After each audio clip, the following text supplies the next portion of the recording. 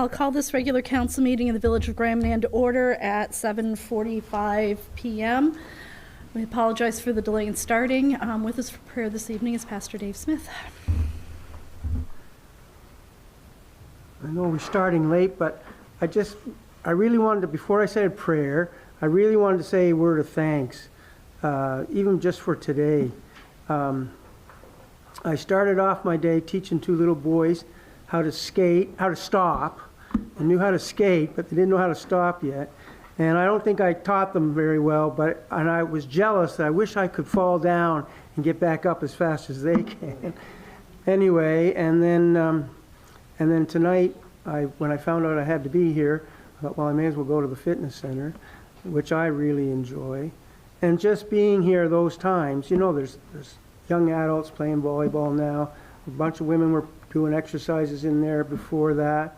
There's children and elderly people, and it's a wonderful place. And I know there's lots of other wonderful facilities on the island that make it a great place to live. But anyway, today I was just thinking, today I've been in here and I've seen this place hopping, and I've been one of the ones hopping in it, and it's just nice. So thank you so much. And I know you know the stats, but it really makes a difference to people's lives. So thank you. Let us pray. Dear Lord, we thank you for your many blessings. We thank you for our home of Grand Manan, and we thank you for all the people and all the places that we cherish so much. And we thank you for our leadership, for the mayor and the council, and for the good work that they do. We pray your blessing upon them this evening as they make plans and deliberate about the well-being of our home. Bless them. We ask these things in Jesus' name. Amen. Thank you. Good night, everybody. Good night. See you next month. I don't have a lot for opening remarks other than to say we've been busy this month, both with the rural plan and the budget, which are both on the agenda tonight. I think there'll be some discussion around those things, and I just appreciate everybody's dedication on both of those files, because it's been a bit of a slog to get to hopefully a good place, but I'm happy with the work that we've put in, and I appreciate everybody participating. So with that, we'll move on to item number 4, which is disclosure of conflict of interest. Hearing none, I'm looking for a motion to adopt the minutes of our regular council meeting on November the 3rd. Heard the motion from Councillor Ballantyne. Do we have a seconder? No, second. Seconded by Councillor Greenlaw. Question. All those in favor? Aye. Contrary minded? Motion carried. Additions to the agenda. I have one invoice to add under the general operating fund. It is to Dutchman Contracting for $3,450, and that's for supplies for DTI for Public Works. And I'd also like to suggest that we move item 19.2, the election of a deputy mayor, move that to new business under 14.8.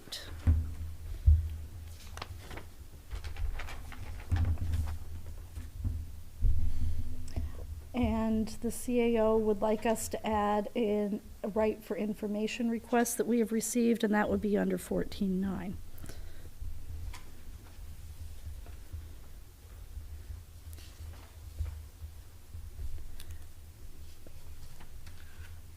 Would anyone like to make a motion to make those changes / additions? Councillor Greenlaw? I'll make that motion. I'll second. Councillor Ballantyne? Question? All those in favor? Aye. Contrary minded? Motion carried. The next item would be the 10-minute open session. Okay, I don't see Caleb rushing to the mic, so we will move on to item number 11, which is delegations. So Dawning Voyage Bus Tours. Robert Barrio is with us online, and he's going to speak to that. So welcome.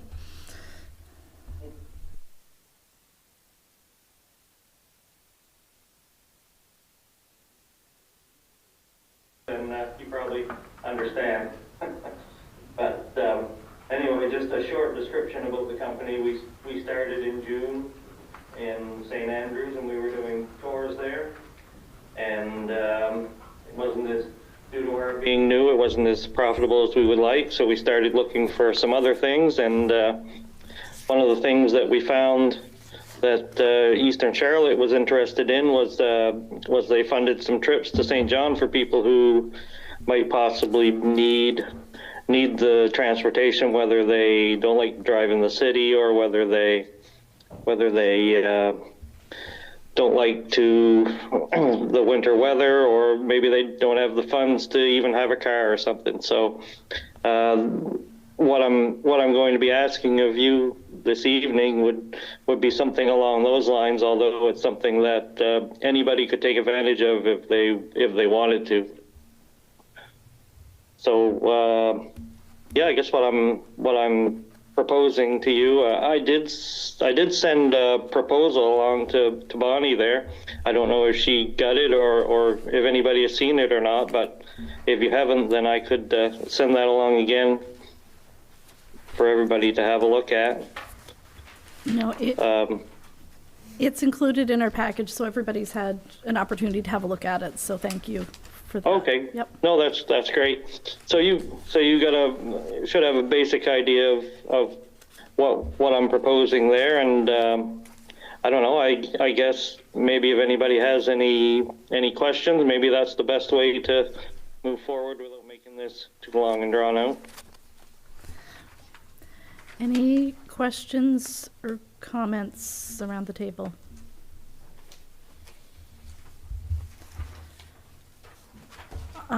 Hearing none, I guess maybe our next step would be, I mean, we've got the budget coming up on the agenda that I think we've finalized. I guess for me personally, I'm not sure where this would fit into our budget, so I don't know if anybody has any comments, if we just want to table this for discussion down the road, or what the next step would be. Councillor Green. Yeah, I took a quick scan through your package here, the 3 pages of it, and I guess, do you have a specific ask of us, is what I didn't quite see that anywhere. Well, Specifically what I'm asking is the same thing that Eastern Charlotte has done. They're funding a tour to leave from the St. George area, and we would take people to St. John to do various things they would need to do, shopping or whatever, that kind of thing, and then we would just be bringing them back. And I think the cost for that would be roughly $1,000 per trip. And if you guys aren't don't want to fund it completely, maybe there's a way we could partially charge a small fee to people, and you guys could pick up the rest. But that's basically what I'm hoping for. Just looking for some things that are concrete, I guess, as far as on a monthly basis. If I could pick up a couple trips from Eastern Charlotte and a couple trips from you, maybe a couple from St. Stephen or St. Andrews, that would keep me going for the winter, when things are slow. That's what I'm looking for. Yeah. Any other questions or comments? What I might suggest, because this is a little bit outside the realm of our direct responsibility to fund off-island travel for residents, but maybe it would be worth having a conversation with DTI and maybe assessing if there's public interest, particularly around the time when the Adventure is in dry dock this spring. If there is some need for it at that point, I see that being a bit more of a closer fit, if anything, for us. I don't know if there's any feelings around that, around the table, or what the will of the group is.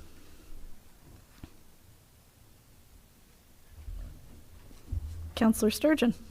Madam Mayor, I'm going to follow your first suggestion that we table this matter and discuss this here further, now that we've had a chance to hear from Mr. Berrio and, of course, Councillor Green's questions and his particular ask. Okay, so is that a motion to table till a future meeting? Yes, Madam Mayor. So you heard the motion from Councillor Sturgeon. Do we have a seconder? I would second. Seconded by Councillor Toll. Question? All those in favor? Aye. Contrary minded? Motion carried. Thank you, Mr. Barrio. We will put this on the agenda for an upcoming meeting and hopefully be back to you sometime early in the new year if that's doable. Okay, well, I know I appreciate your time, and thank you for listening to me, and yeah, hopefully we can come up with something in the future. Sounds good. Thank you for zooming in. Yes, thank you very much. Okay. You guys have a good night. All right, bye-bye.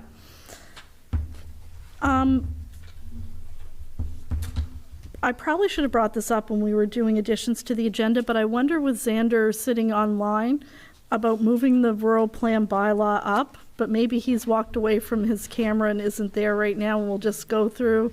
Oh, he is there. Just that I see we have a fair amount under new business, and to save him from sitting through that, waiting to get to his part of the agenda, if there's willingness from the group that we just move 16 up till now ahead of the new business. Is that fair? Okay, so item number 16 is bylaws, the rural plan bylaw. I'm going to turn this over to Xander shortly, but first I think we need to say a thank you to the RSC staff for walking us through this process post-public hearings, or the information sessions, not public hearings. There was a lot of feedback, a lot of things to consider, some things that we could address, some things that we couldn't. But I think what they've done is given us a better starting point than where we were. So I'm going to turn it over to Xander because I think he has a presentation for us, and then maybe we can talk a little bit more about the plan at that point. Thank you, Your Worship. I just want to make sure everybody can hear me. I changed microphones. You're good. Still good. Great. And did you want to record the presentation? You're already on air and being recorded, so you're good to go. Okay, great. Awesome. All right, so I'll do that thing where I share my screen. It always takes a minute to find it. But I think we're there. Okay, so hopefully everybody can see that. Yep, we got it. Awesome. Okay, so we have kind of conceptualized, I wouldn't say conceptualized entirely, but this is a definitely a different looking document now. And given the amount of changes, rather than keep going with the same numbering, which I think still referred to 2024 when the process started, this would be bylaw 6125. So it is kind of definitely there's a relation to the bylaw that we were looking at before, which I think was 5824. Some things have carried through, but it is significantly different. And a lot of that is based on the public feedback we heard at those information sessions. What was really noticeable looking at a lot of the concerns is that they were with the existing rural plan that's currently in effect. And there, when we look closer at that, to be completely honest, it's not a plan that we were involved with. And we saw a lot of things that maybe were unnecessary. And if we're hearing this public feedback at this point that there's issues with those, then it's worthwhile addressing that. So these issues were agriculture standards. And I'm noting this one with the asterisks because it was also a section that the Department of Agriculture at the provincial level had concerns with as well. They were the only provincial department to really have any feedback on this plan when we sent it around.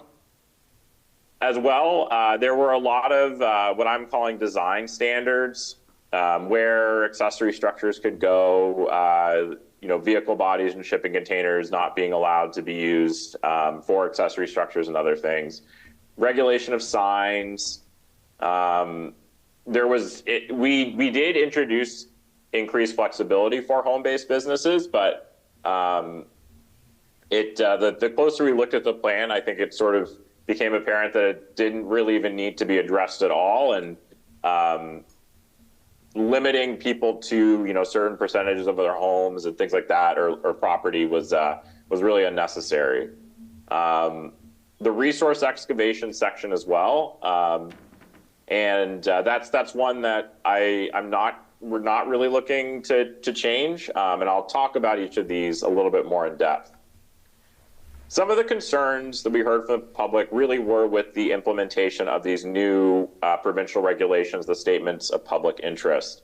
And those are things we really have to address in the plan, but there may be ways to modify them and add some flexibility, and as best as possible within the provincial framework, address the public concerns that we heard. So flood hazard areas, that's obviously a big one. Settlement patterns, which the Department of Agriculture also had an issue with, and groundwater protection, which I'll talk about each of these in depth.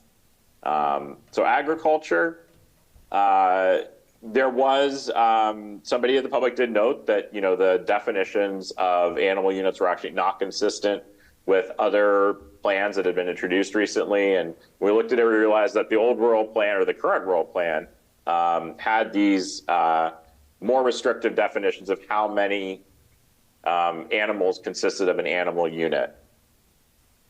In general, we were able to recommend less restrictive standards for livestock, and also a more simplistic framework where you don't have to think about livestock and hobby farms and chickens. They could all be dealt with in one section. So some of those that increased flexibility, there's a lot of concern around lot sizes and with existing animals, and so that's not necessarily a requirement. And again, DAF had some concerns with that as well. I mentioned that one already. The focus really is on protecting public health and safety, and so that's keeping the livestock on the lot and keeping the animals and their waste away from water on wetlands or water courses or potable water wells on people's property. There is a kind of higher category of agriculture called an intensive livestock operation that's regulated by the province. They have their own standards for it.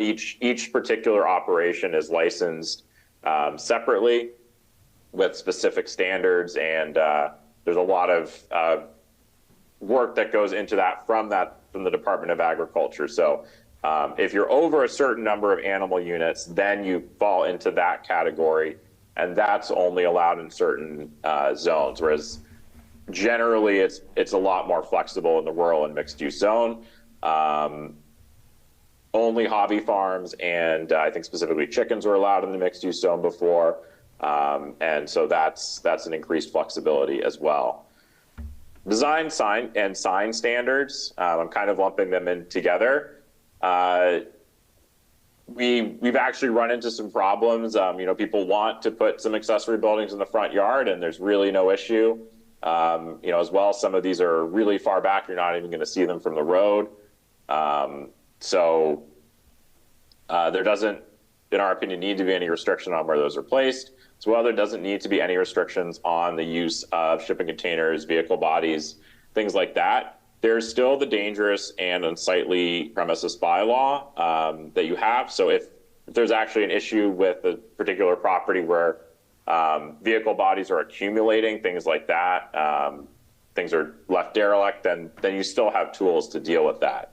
But it isn't something that needs to be dealt with in the zoning bylaw from an upfront point of view. Loading standards for commercial businesses, really unnecessary. A lot of the design standards for garden suites as well, really unnecessary. Signs in general, I think a lot of folks would be surprised there's any regulation for signs currently on the island, which there is, and We've had to, actually find some creative workarounds with those regulations because they don't necessarily work for what people are looking to do.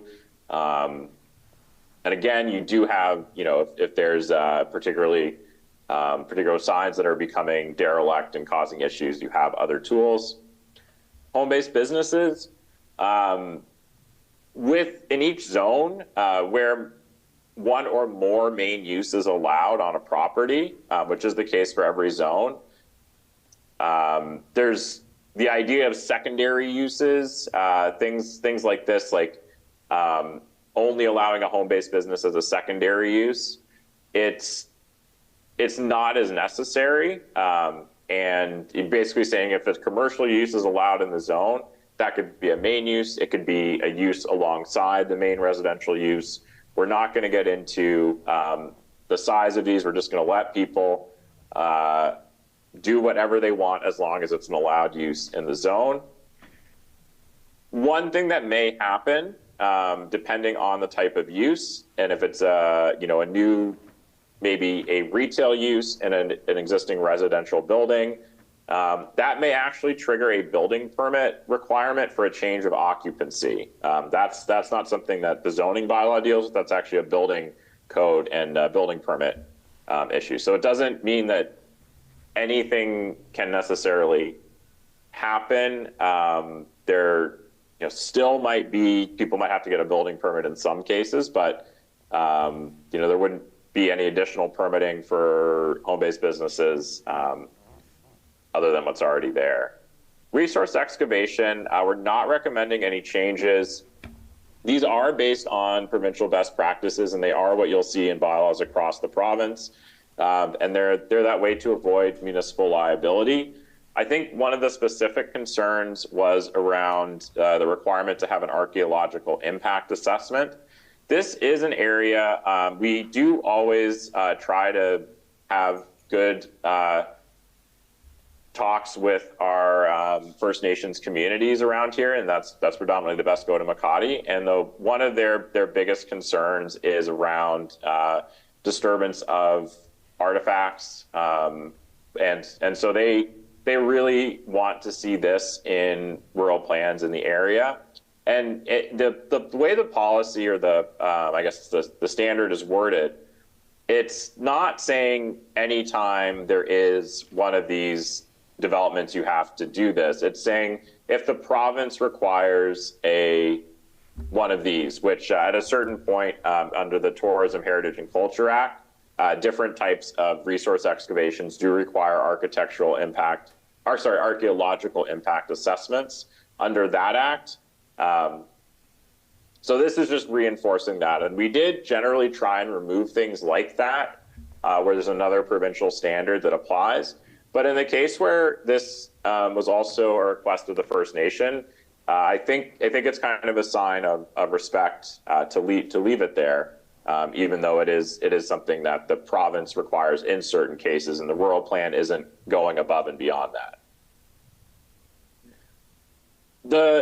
So while what we're recommending in our process isn't a change from what we kind of have recommended before, the current rural plan doesn't actually allow any resource excavation without an amendment to that plan. So it's just not an allowed land use anywhere, even in the industrial zone, even in the rural zone. So when you have standards built into the bylaw, when you have a provincial process, that is an unnecessary level of hurdles that people would have to jump through. So what we proposed is basically you do have to meet these standards, but then if you're in the right zone, it's just a use that can happen. So it doesn't require going to council for an amendment unless there is a zoning issue. Flood hazard areas, I think one of the more probably controversial aspects of the bylaw, and there is the provincial requirement that these things are dealt with. The more we thought about it, a lot of the concern wasn't so much with developing at certain elevations, and when we look at where people have developed historically, they're usually developing as high as they can on a property. it really seemed like folks had issues with some of the mapping around this. And while some of that, it exists, it's provincially done. It's on provincial websites, so it's not anything that we have any control over. Whether there's mapping in the bylaw, we don't actually think it needs to be there. So we've changed this section to really say if you build to a certain elevation, then that's it. And we do have the tools to identify where those elevations are, but it isn't necessarily something that that mapping needs to be in the bylaw. And it was a little bit ambiguous in certain cases whether all types of development would be allowed above certain elevations or only industrial or fishery stuff. And so we've I think made it clear, increased some flexibility. Basically said if you're above the 5.1 or 5.2 meters, then you're good. It doesn't matter what type, and there's no zone that deals with that. It's just about the elevation. Settlement patterns, that was another one where we did hear a lot of public feedback on, and we have expanded the mixed use zone. So it's 365 meters around every public maintained road now. That's what I just said. We've also added a policy that supports rezonings where the groundwater resources exist and the SPIs can be met. And there's even kind of a zone that allows for very outside the box proposals. And so there's direct, while, some of these things might not be allowed by right, there's at least direction given to council that if you get the right requirements met, then maybe these developments can take place, but it still requires council oversight. So you can see on the map here, hopefully, how much larger the mixed use zone has become. You can probably especially see it around Dark Harbor Road. There's also some areas where it just kind of made sense to fill it in, where there really is the potential for any rural development. And you're kind of going between roads. So I think this is a significant expansion, directly responding to public feedback. Groundwater protection. So this is, I think this summer, everybody realized how important this is. And this is an area I really, really do not think that council should compromise on using the rural plan as a tool to ensure there is groundwater protection. And I actually don't think the current one does do that. With the expansion of the mixed use zone, there had been some peeling back of buffering around some wetlands and water courses. And there's I've talked to council before about how important, and shared some of this information with folks on the island, just how important these environmental features are for protecting drinking water. And as there's a host of other services that they bring, but that one is maybe the most critical, that ecosystem service. So if you're going to, expand settlement areas in other ways, it doesn't really restrict the developable area. Those were already areas you were going to have to get a WAWA permit. And there is an allowance for pre-existing uses and accessory buildings anywhere in that 30, well, not anywhere, you still have to get the WAWA permit, but within that zone. So there's still the ability to keep doing what you're doing if you were doing it, add some new things that aren't significant. We do feel really strongly that the one dwelling unit per acre be maintained.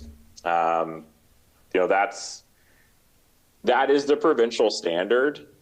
Any other, if you look at any other unserviced area in the province, certainly anyone that does not have a municipality, I haven't gone through all the municipal areas, but really any other unserviced area in the province is not exceeding 4 dwelling units per lot at 1 unit per acre. There's a provincial regulation which does not apply to Grand Manan, and this is why in the rural plan you can do, there is some flexibility, and I'll talk about that in a second, but that provincial regulation, you cannot do more than 4 units on any property, period, end of story. And once you, on that property, every dwelling needs its own acre. You cannot cluster them except for attaching them to each other. That's the only way they can be clustered, and you can only do 4. The other thing, you know, people talk about, well, there's the technical on-site guidelines for on-site, technical guidelines for on-site sewage disposal, septic tanks, that have these minimum separation distances. And yes, you can meet them on lots that are under an acre. And there may be new systems that do a better job, but the province is not approving those except on case-by-case basis. And those minimum separation distances, while they do address some things on other lots, they're really about the lot itself. And the reason why the province, in their own subdivision regulations, their own building regulations, are saying, you know, essentially 1 unit per acre, is because if you start getting more and more infrastructure that's only meeting the minimum separation distances, at a certain point, you're going to overwhelm the carrying capacity of the soil, of the water, both for drinking water and also for disposing of septic fields. They need space, and the more use they have, the more space they need. So from if you're looking at overall, you know, thinking about the whole island, allowing development that is denser really is a risky thing to do, especially with the groundwater situation. So where the flexibility does come in, where the rural plan can exceed what would be the case in other unserviced areas of the province, is that for a cluster development or a mini home park, but in that section, there's no cap on the dwelling units per acre. It scales however many acres you have, that's how many dwelling units you can have. They don't have to be attached, they can be, but you know, the idea of a mini home park, that's maybe an easier thing to do for developers than you know, apartment buildings. So there's no requirement that if you're going to have more than 1 dwelling unit on, you know, closer to another one, it has to be literally attached to it. And what this means is that you can have individual units placed closer than 1 unit per acre, and PAC can vary that. If there's a case to be made, that's up to PAC. That number can go down, the minimum lot size. So there's local flexibility and control that we have really, I think, gone to the greatest extent that we feel comfortable recommending to you. The other thing we did, and this is more cosmetic, but I think it does really help. And there was the cover image on the first page. Is we've really, I say we. This is really Alex, the planning director at the Service Commission. He has a really good eye for design as well as planning, and he's taken kind of a boring text document and made it visually really appealing, added in some maps for context. They don't have any regulatory purposes, but they maybe help contextualize some of the policies a little bit. These are just a few images from the bylaw. That one I really think is amazing. I think that's near the lighthouse on the southern end. Just amazing rock formations. And then also functionally, there's a little bit that has been improved as well, I think, helping folks visualize on a site where things can go. this is a handy tool. We have it in some of our other bylaws where we can just, people come in, they want to know where can I develop on a lot. We can just print out this page and it makes it pretty obvious. So in terms of next steps, when you're ready, you could ask for views of PAC in the province. Animated in the wrong place. As I said before, I think restarting the process with bylaw 6125, first reading, at this point it would be required to ask for the views again because of the substantial changes. And public hearing, that was a step that never took place before. And so that's still something that would need to happen.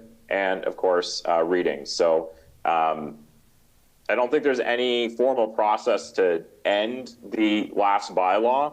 It is something you could do, but I think as long as you just stop the process and don't do any more readings, it will kind of die essentially. And this process could start immediately tonight. I'm not quite sure what's on the agenda, but that's it for my presentation, and happy to answer any questions. Thank you, Xander, for walking us through that. I think that was helpful for us again, and then for anybody who might be watching. Do we have any questions or comments for Xander before we move to the next step? Okay, hearing none. What I'm going to suggest is we can, if it's the will of the group, we can rescind the motion that was the first reading of the last bylaw, just to make it official that that's gone and that we're moving on. That motion was made at the September 8th regular meeting. It was motion 143-25. It was moved by Councillor Kara Greenlaw, seconded by Councillor Susan Ballantyne. Be it resolved that the Village of Grand Manan Council give first reading by title only to the rural plan dated September 2025, which shall be numbered as bylaw 5825. So if someone would like to make a motion to rescind that motion. I'll make that motion. You heard the motion from Councillor Greenlaw. Do we have a seconder? Seconded by Councillor Ballantyne. Question. All those in favor? Contrary minded? Motion carried. So when we had talked about scheduling for this, if we were looking to move forward with this version of the plan, the suggestion was that we would do a motion similar to what I just read, that we would read the bylaw in title only, and that the bylaw, the rural plan, will be posted on our website for public viewing as opposed to reading the entire rural plan, because Xander gave us a quick overview in 10 to 15 minutes, and reading the plan would be much longer. So if that's the wishes of the group, we would need a motion for that, and then we also need to address PAC and the province if we move past that first motion. So I'll make that motion. that we give first reading in title only to the rural plan dated December 2020. Here, why don't you read this motion with the appropriate, it's the one right at the top. Be it resolved that the Village of Grand Manan Council give first reading by title only to the rural plan dated December 2025, which shall be numbered as bylaw 6125. You heard the motion from Councillor Ballantyne. Do we have a seconder? Seconded by Councillor Greenlaw. Question. All those in favor? Aye. Contrary minded? Motion carried. I believe we need a motion to refer the draft plan to PAC and the province for review with a deadline of, is there a time limit that we need to give, Xander? So PAC under the Community Planning Act has 30 days to give their views. And with the province, we generally give them 2 weeks. Okay.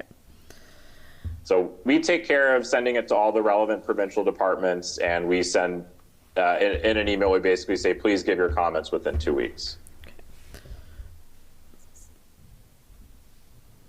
Counselor Do we Ballantyne. need- do we need a motion to send it to PAC? I think we did last time just for Okay. formality. All right, I'll make that motion. Heard the motion from Counselor Ballantyne. Do we have a seconder? I'll second it. Seconded by Counselor Toll. Question. All those in favor? Aye. Contrary minded? Motion carried. The other thing that we had talked about doing was with the holidays at the end of the month, we have in the past delayed our regular council meeting by a week. So the suggestion was that we have our public hearing of objections on January 5th, which would be our regular council meeting night, and then have our regular council meeting the night of the 12th, 1 week later. So is that, I don't think we need a motion to set the date as long as we give 3 weeks' notice, but is that timeline still doable for everybody? Okay. Have we forgotten anything that we were supposed to do with this very procedural thing? Xander's leaning forward. I feel like we have. No, no, that's it. Okay. It's a lot more formal than what we normally do, Xander, so thank you for guiding us through You do that. have to put the notice on the website of the public hearing date. And you know what, frankly, I don't think it would hurt to have a motion. Just to be safe, I would move that if that works. Okay. So would somebody like to move that we have a public hearing on January 5th, 2026? I would move we have a hearing on January 5th, 2026, hearing objections to our rural plan 61-25, and we would have that in the evening, I'm guessing, probably 6:30 to 8? Sure. Sure. You heard the motion from Councillor Green. Do we have a seconder? Aye. Seconded by Councillor Sturgeon. Question? Yes? Just keeping up with procedure, we can't advertise that public hearing date for no more than 30 days prior to the date. So we get a back date from January 5th, 30 days. We have time because it's the first. But we can't go any more than 30 days Okay. Oh. Okay, so advertise it 30 days. Yep, on the 5th. on the 5th. Okay. We'll Question? just have to make sure the advertisement goes on the website between the 30 and 21 days. Okay, so we were at the question, I believe. Any other questions or comments? All those in favor? Aye. Contrary minded? Motion carried. Is there anything else on this one? Councillor Toll, you look like you, good? Okay, thank you, Xander, for walking us through that. I appreciate it, and I think it goes without saying that if there are questions or concerns, we'll follow the same process we had last time, which is please send an email to the village or reach out and we will talk it through as best we can. So thank you for your work on that, Xander. Yeah, and I'd say if folks are reaching out to you asking about these changes now, and you want to send them to me, please do. You all know how to get a hold of me. So people want to know, what does this mean now? I'm happy to walk folks through that. Sounds good. Okay. Thank you very much. Very, very welcome. Thanks. Okay. So that brings us up to new business 14.1. NB Power Generating Station. This is an update on a call I had with NB Power a couple weeks ago. We've been doing them twice a year in the spring and the fall, just since a couple of years ago when that came out in the energy strategy that they were going to decommission the generating plant here. They had done a reassessment of the station. It was in better shape than what they anticipated, but parts are essentially hard to come by to replace, so they're looking at a refurbishment. The planning for that is going to take place in 2026, going into 2027, so more tangible details probably the next time we talk, but just wanted to put it on the agenda so people know we haven't forgotten about it. It's still out there. It's just no news is good news, and they do recognize that this is important for us. There was also a call with the NB Power Review Committee last week for the municipalities, And I took the opportunity there as well to indicate that it's important that we maintain a generating station on the island for public safety as much as power generation. So, any questions or comments on that one? Hearing none, we'll move on to 14.2, which is an application for donation from the junior NBA, and that was in everybody's council package.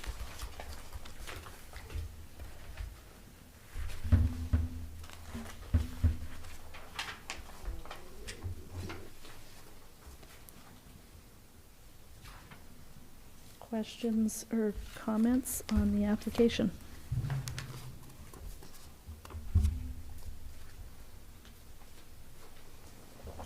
Councillor Green? Hi. Okay. We receive these all the time, and I guess I don't know if we've ever returned anyone down, so I'm not sure tonight's the night to start. I would move that we okay the funds for the, was it MBA program? Junior MBA program. You heard the motion from Councillor Green. Do we have a seconder? Seconded by Councillor Greenlaw. Question?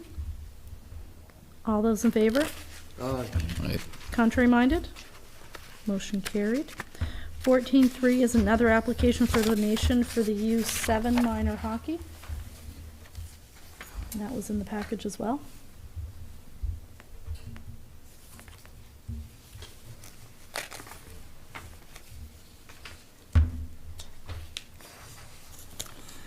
I guess my mic's still on. Must Guess use you're up it. then. I would move that we okay this donation for the minor hockey for the sum of $200. You heard the motion from Councillor Green. Do we have a seconder? I'll second. Seconded by Councillor Turner. Question?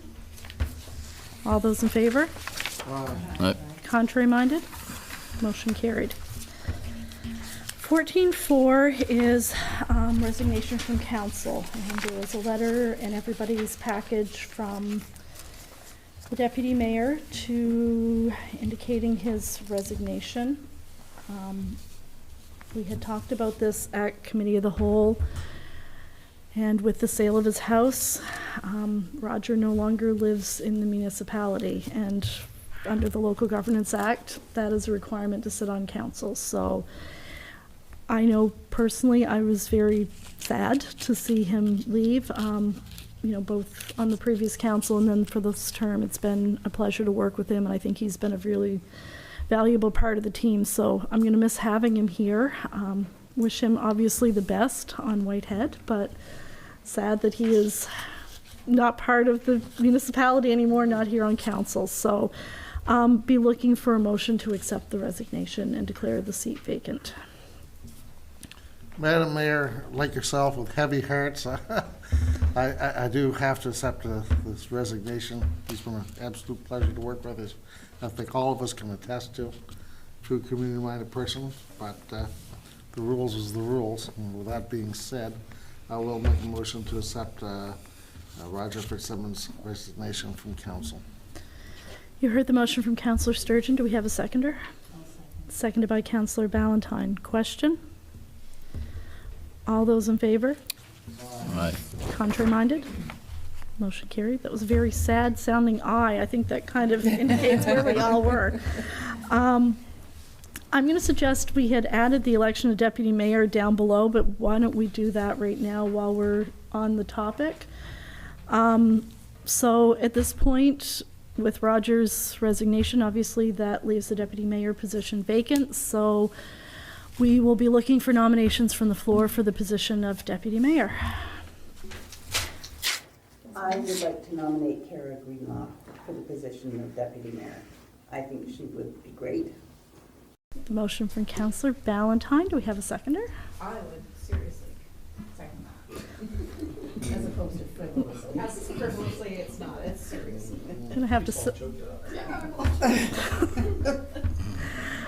So there was a move and a second for the nomination for Councillor Greenlaw. Is there any other nominations? Are there any further nominations? Are there any further nominations? So after calling 3 times, I'll declare nominations ceased. Councillor Greenlaw, do you accept the nomination? Congratulations. So I guess it's about time for me to walk out the door. Good luck. Let me know how this turns out for you. I do appreciate you taking this on, and I think it will be a very good experience, hopefully. All right, so leaving that. Yes. Madam Mayor, I believe the next motion should be to change the signing officers. Oh, good point. Would you like to make that motion? I'm not sure if I can get all the names right. All the people that were there are there. Roger's gone and Kara's replacing. I mean, the motion's supposed to list them all out, and yeah. Can we just say replace Roger Fitzsimmons with Kara Greenlaw? Well, you have to take that to the bank, and if they accept that, yeah. All right. Okay. You heard the motion from Councillor Green. Do we have a seconder? I'll second. Seconded by Councillor Valentine. Question? All those in favor? Contrary minded? Motion carried. If the bank comes back, we may have to redo that motion with the proper wording in January, but we'll give it a try for the month of December. All right. I never thought about signing officers. Thank you for that. Yeah. 2026 budget is up next, and Treasurer Alyssa Calder is going to speak. So we had a budget meeting last week, last Thursday, I think. And we've finished our budget. Chris and I have inputted it into the computer, and he has the numbers. So he's gonna have to give that to somebody to read to accept our 2026 budget.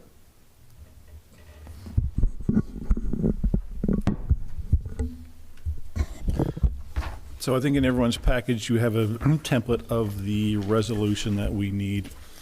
So I'll just spit off the numbers so you can all fill them in, and at the end, we'll just need someone to officially make the motion.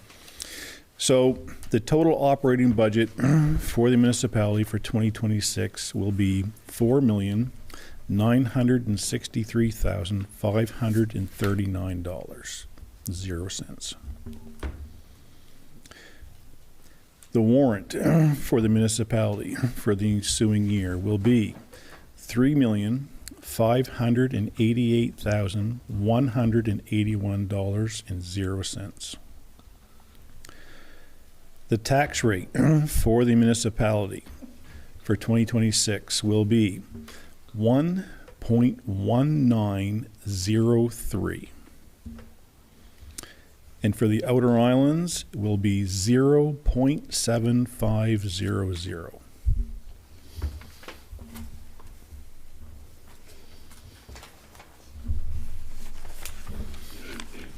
So while everybody's filling, after my lecture about microphones, I'm the one that didn't turn it on. So while everybody's filling in the numbers and looking for someone to make that motion, I will just say it was a bit of a challenge this year with the budget, with the property assessment freeze. Our overall assessments went up by 1.3%, so we were trying to keep our tax rate within what it was last year, and we're up but under a cent, so it's not a significant amount. So hopefully people will appreciate that we tried to keep it as close as we could, and we're very relatively close, I feel. So with that, looking for a motion to accept the budget. Anybody want to read those numbers back? Madam Mayor, I make a motion, therefore be resolved that the sum of $4,963,539.00 be the total operating budget for the municipality, that the sum of $3,588,181.00 be the warrant for the municipality for the ensuing year, and that the tax rate for the municipality be $1.19 and 0.1903 for Grand Manan Island and 0.7500 for the outer islands. The council orders and directs the levying by the Minister of Environment and Local Government of said amount on real property liable to taxation under the Assessment Act within the municipality of Grand Manan. You heard the motion from Councillor Sturgeon. Do we have a seconder? Seconded by Deputy Mayor Greenlaw. Question? All those in favor? Aye. Contrary minded? Motion carried. Can we change ensuring to ensuing? Oh, It's the wrong word. we get an extra R in there. Yes. Okay. Thank you, everybody. Thank you as well to the staff, particularly for putting the budget together for us. Really, there's a lot of work that went into it behind the scenes before we sat down to it. So really appreciate all their hard work on that one. 14.6 is the Planning Advisory Committee subdivision recommendation. Councillor Ballantyne. Thank you. I'll be as quick as I can. So the Planning Advisory Committee is the body that makes decisions on applications for bylaw variances. I'm the chair of the committee. Trish is the vice chair. The other members are Adam Parker, Tam Greenlee, Andrew Jones, Mike Monroe. We heard 2 cases last week that involved a decision about land being granted for public purposes. So in some circumstances, the legislation requires the developer of a proposed subdivision to either give 8% of the total land to the village for public purposes, or if council so requires, to give 6% of the assessed value of the land instead of giving the 8%. So we heard 2 cases last Wednesday. Both of them involved this decision. Not all cases that come before us do. But in one case, which is the Vernon Patton subdivision in Castalia, the committee recommended, the PAC recommended that council accept the 6% of the assessed value in lieu of the land. And the reasons for that were really twofold. The land that would have been given is not very much. It would have been less than an acre. And in addition, the developer had been told, I think by the Regional Service Commission, that he had the choice whether to pay the 6% in money or provide 8% in land, and so he had paid the 6%. So we told him that it's not his decision, it's council's decision. But in the circumstances, given that the money's already been paid, and given that the land that we would receive if we elected to receive land is pretty small, the PAC recommended that we take the 6%. And the reason I wanted this on the agenda tonight is that these are hurdles that people who are proceeding with proposed development plans have to jump over before they can go any further. And given that we're all anxious to have houses built on the island, I just thought we could deal with it fairly quickly. So in the patent case, the committee, the Planning Advisory Committee recommended that council accept the 6%. So we could talk about that one now, and then I can talk about the other one later after, because in that case, we went the other way, and we're asking for 8% of the land instead, and wanting council to approve that.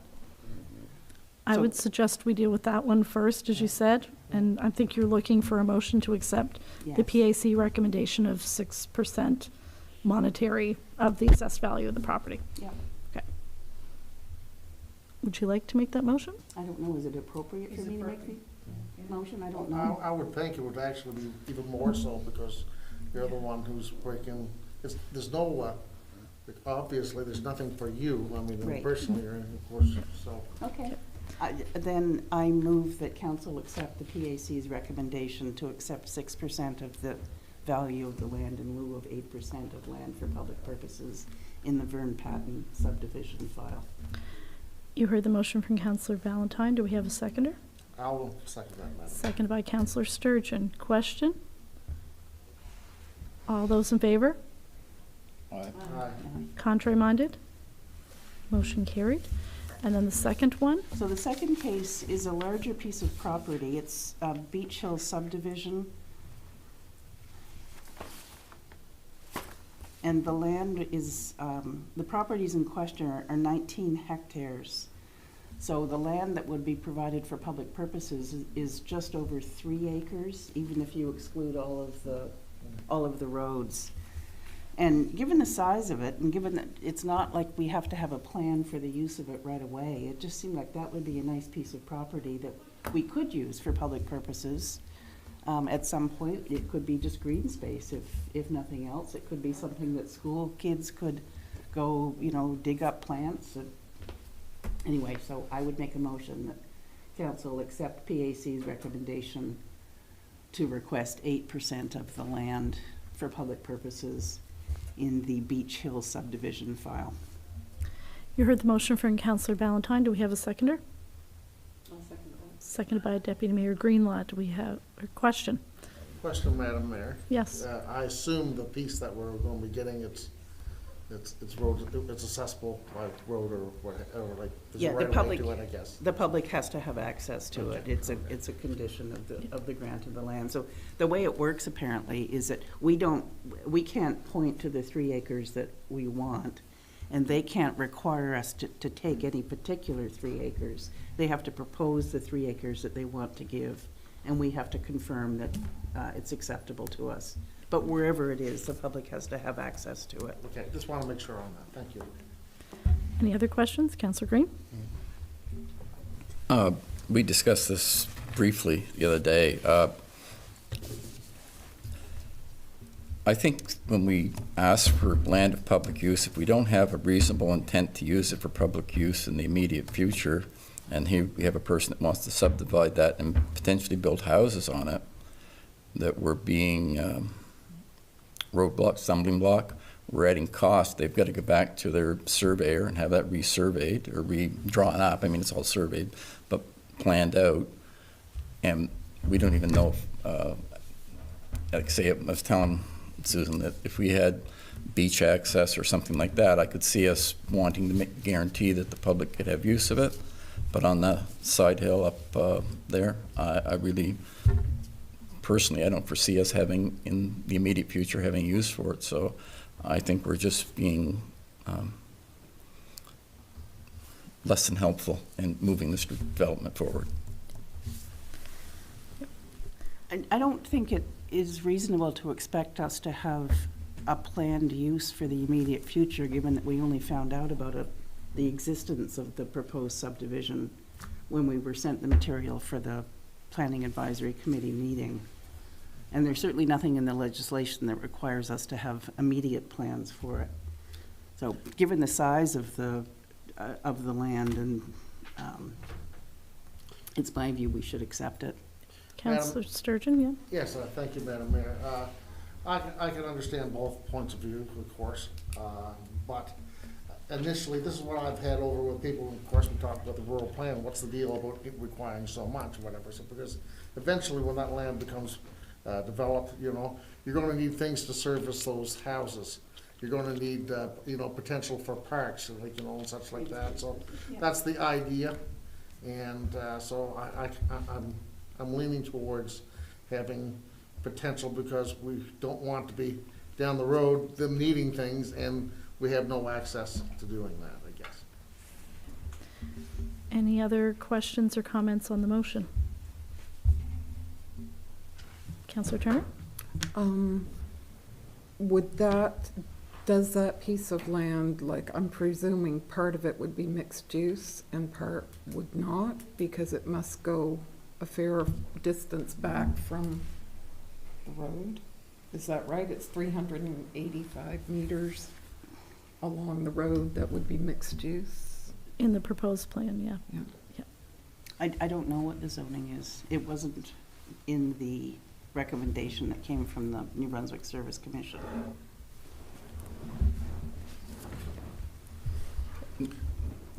Reach it again. Okay, I have Chris and then you. I was just to confirm, Councillor Turner, that you are right, because that particular property, they were able to do the resource extraction on the back piece because it was rural and not on the front piece that was mixed use. So it is two different, and it also borders on the commercial, which is the airport. Councillor Green. And going back to something I've mentioned several times, I have a one-sentence subdivision. I haven't got my glasses on. recommendations. That's what I've got. I don't have a plot plan of that. I don't have any information on it. It's very hard to have an intelligent conversation. Or I went to the PAC meeting, but I couldn't see the drawings that were up on that you guys had. I probably should have went up and asked for it, but I think some of this information should be forthcoming to us. We shouldn't be sitting here blind, personally. And I certainly agree that it's much more useful when we have information. I think we were just anxious to let the plans move forward, and that's why I asked for it to be on the agenda tonight. But we could table it and deal with it next month, if that's the preference.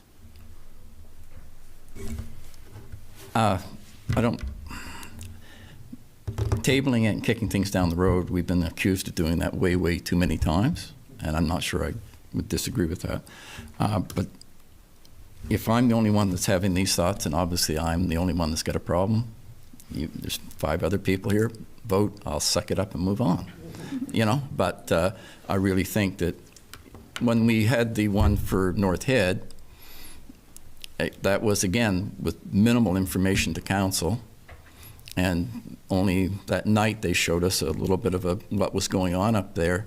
And to me, up there, land for public use, to have access to hole in the wall and all that, that was a no-brainer. That was better than any money to us, because that's a prime tourist spot in the summer.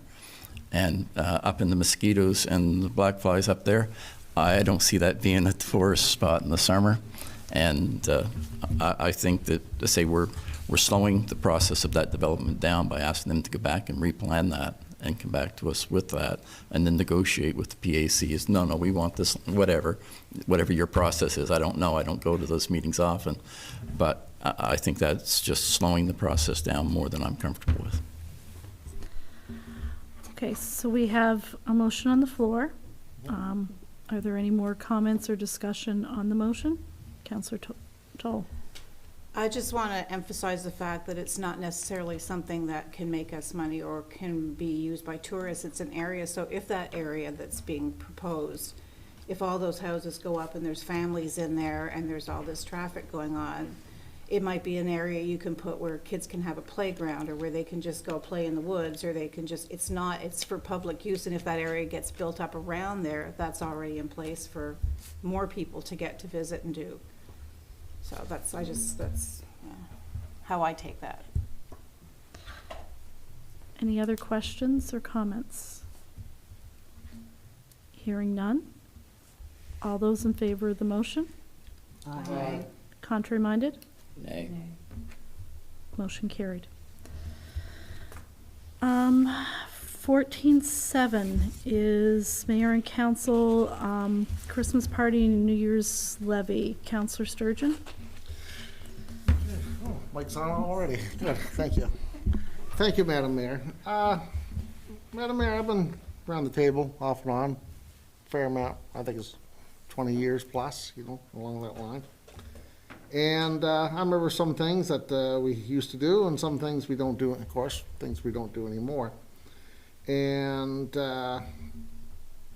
and there's 2 things that has been brought here this evening, and one is the Christmas party, another one is New Year's levy. Now, Madam Mayor, I've been involved in Union Municipalities of New Brunswick, in a great organization, and we have a lot of workshops.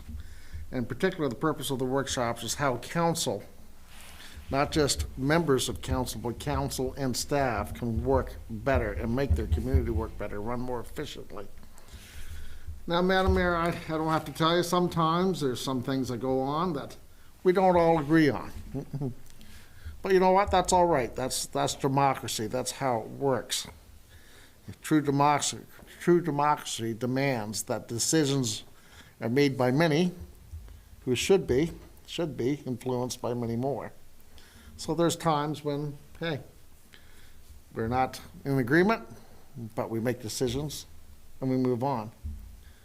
And with that in mind, what has a lot of these workshops highly recommend is that any time that you have an opportunity for council and its employees to get together and have a time when it's, that's enjoyable, that's not business, it's highly recommended that we do it.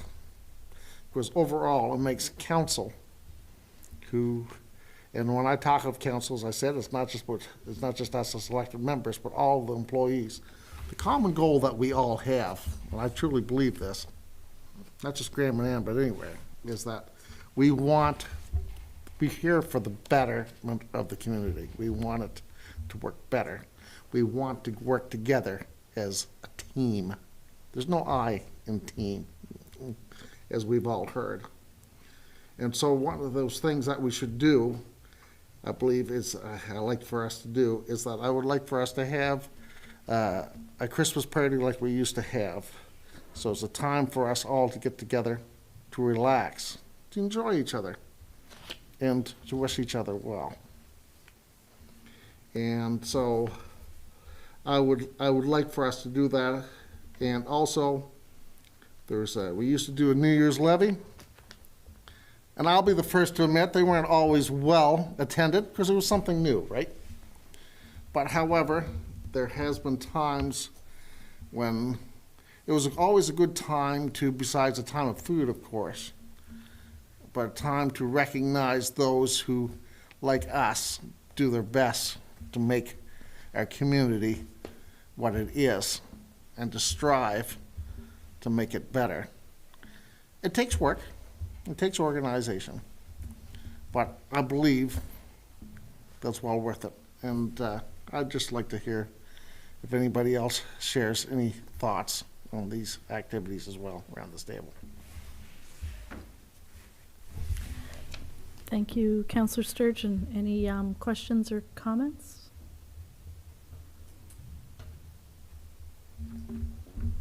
Councillor Turner? I do like the community awards, but I think they could be made in maybe the January meeting, have somebody, have them attend our January meeting or whenever. It doesn't have to be that time of year either. I do like that piece, not necessarily involving a levy, but I do like the community awards. And I don't think it's something where we should feel like you've got to do some every year or you've got to. I just think it should be more, okay, we agree this person should be recognized or whatever, but sort of more informal, I guess. Councillor Valentine? And I like that idea as well. I like the idea of recognizing members of the community who have gone out of their way to make the community a better place. And I think it's a good idea to do that at a council meeting rather than having a bigger event around that. I also like the idea of socializing with other members of council. But it's going to be difficult to find a time before Christmas because maybe we could do it an after Christmas party, a middle of January party. January 2nd. My birthday. Never mind. Councillor Green? The recognizing people, they used to do the New Brunswick Day Merit Awards. Do they still do those? Does anyone know? I don't know. It was a community type thing. I don't know. The issue with the levy to me is that somebody's got to work it. No, I mean, we would look to our staff to do that, and to do that on New Year's Day, that I don't want to make that ask. Or we could hire someone to cater it, but still someone's got to be responsible to open the building, close the building, clean up afterwards. So, yeah, I know some municipalities do it, but we're such a small group, I don't really feel that we should ask someone to do that. Councillor Sturgeon? Once again, Madam Mayor, I appreciate the input around this table. And yes, these are thoughts that have gone through my mind as well. And especially about having a time of recognition for those who make our community better, maybe we can sort something out in the future. I would like to make a motion that we ask our staff to attempt to to see what we can have for for a Christmas get-together. And if we can't do it, we can't do it. I mean, but at least to make an attempt in that regards, so that we all may get together on a good social and I don't know. I don't like to say less tense, but it's just more enjoyable mode. That's all. Heard the motion from Councillor Sturgeon. Do we have a seconder?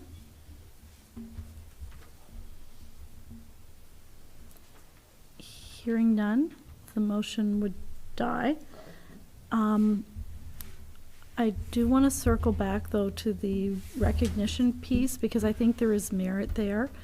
I think that there are other communities have like recognition type of programs. I think, in my mind, if we're going to do something, I'd like to have a little bit of structure around how we identify who we're recognizing.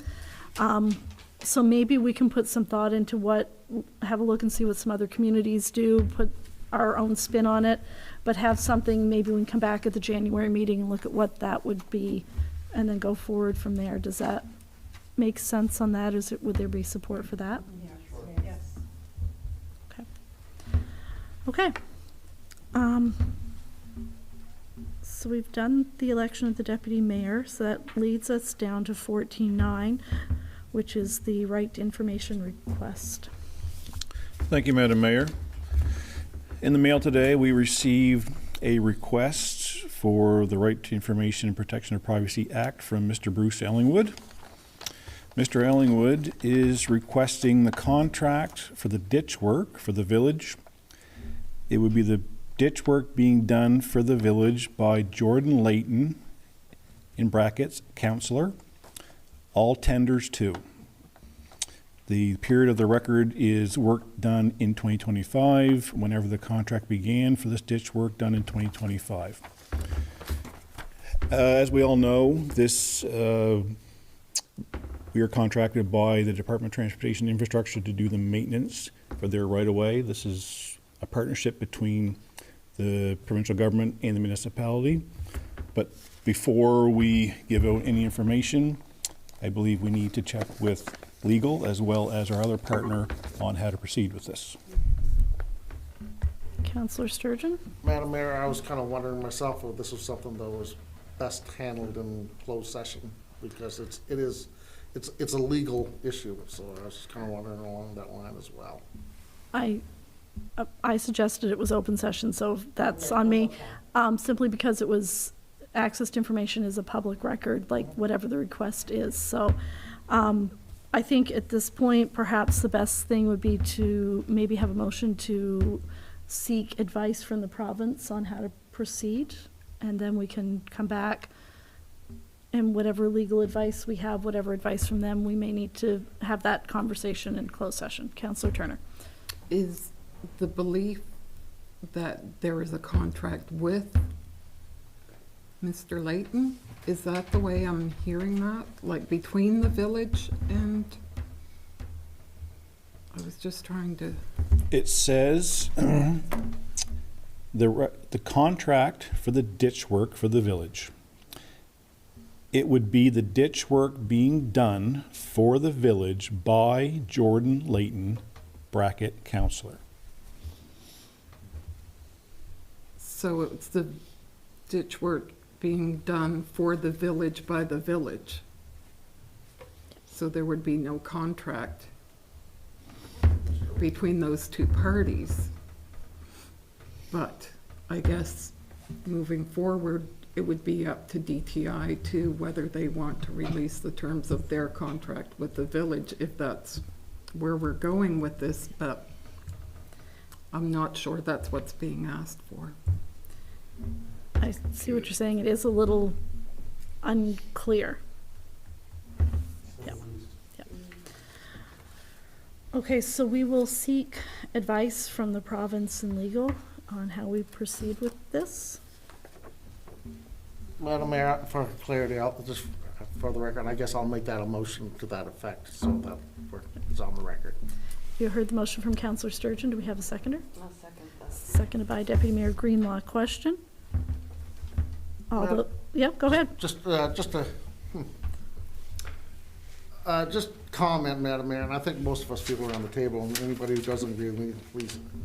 Nobody, I don't think, has any problem with providing information in that regard. It's just that there needs to be some clarity about what exactly he's looking for. And most of us are not lawyers. I know I'm not. My comrade beside me is. But anyway, it's just that nobody's trying to skirt the issue or finding out. It's just that we want to make sure we're providing what he's looking for here. That's all. I think that's a good clarification, and there are parts of our agreement with DTI that, because it involved employees, that are subject to be not disclosed. So those are the pieces that I think we need to make sure that we're being cautious about going forward, more so than just what the agreement is. So I think that's a good clarification. Councillor Ballantyne. Should we ask him, like, should we get really clear in what he wants before we get legal counsel involved in commenting on how to respond?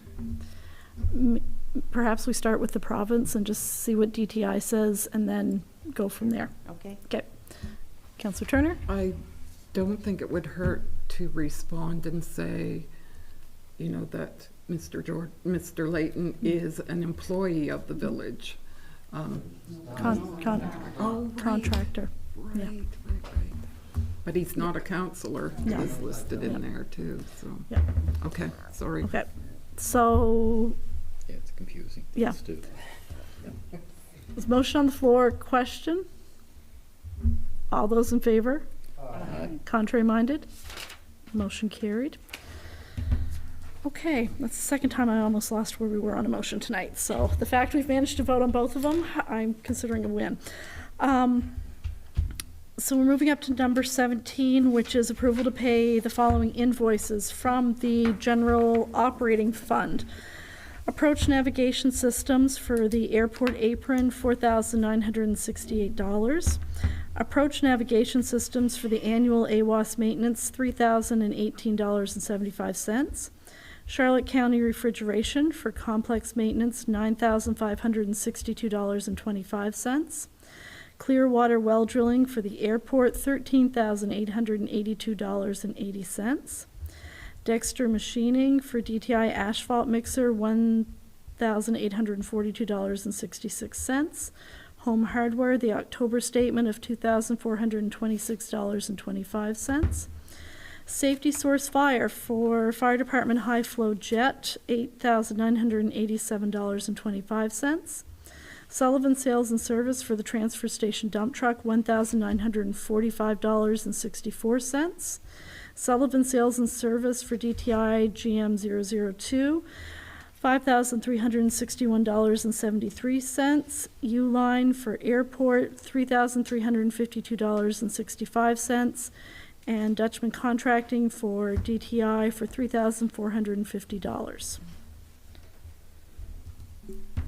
Madam Mayor, I make a motion to pay the following invoices, the pre-read invoices out of the general operating fund. You heard the motion from Councillor Sturgeon. Do we have a seconder? Seconded by Deputy Mayor Greenlaw. Question? All those in favor? Aye. Contrary minded? Motion carried. From the General Capital Fund, we have Lindsay Construction for progress claim number 14 for $295,585.42. And a second invoice from Lindsay Construction, and it's the holdback for $174,300.38. I'd make a motion to pay those from the general capital fund. You heard the motion from Deputy Mayor Greenlaw. Do we have a seconder? I'll second. Seconded by Councillor Ballantyne. Question? Madam Mayor? Councillor Green? If we're paying the whole back, then the job is 100% complete? Done. So, My question. so does that mean, I've heard some complaints from locals that recently that they haven't been paid yet? That's been looked after. The This will locals are all completely paid. pay everything off. Okay, thank you. Any other questions? All those in favor? Aye. Contrary minded? Motion carried. think we can all say a yahoo to finishing that up.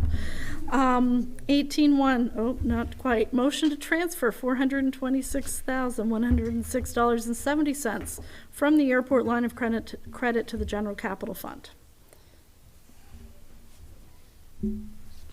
Madam Mayor, I'll make a motion to transfer $426,106.70 from the airline line of credit to the general capital fund. Heard the motion from Councillor Sturgeon. Do we have a seconder? Seconded by Councillor Turner. Question? All those in favor? Aye. Contrary minded? Motion carried. 18.2 is a motion to transfer $53,707.03 from the gas tax fund to the general capital fund. I'll make that motion. You heard the motion from Councillor Valentine. Do we have a seconder? Seconded by Councillor Turner. Question? All those in favor? Aye. Contrary minded? Motion carried. Item number 19 is closed session. We have two things. 19.1 is personnel salary recommendations, and 19.3 is property doctor housing. Madam Mayor, I'll make a motion, we go into closed session to discuss those two items. Heard the motion for Councillor Sturgeon. Do we have a seconder? Seconded by Deputy Mayor Greenlaw. Question? All those in favor? Aye. Contrary minded? Motion carried.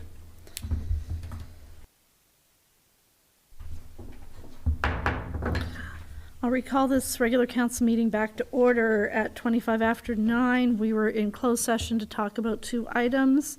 The first was personnel salary recommendations.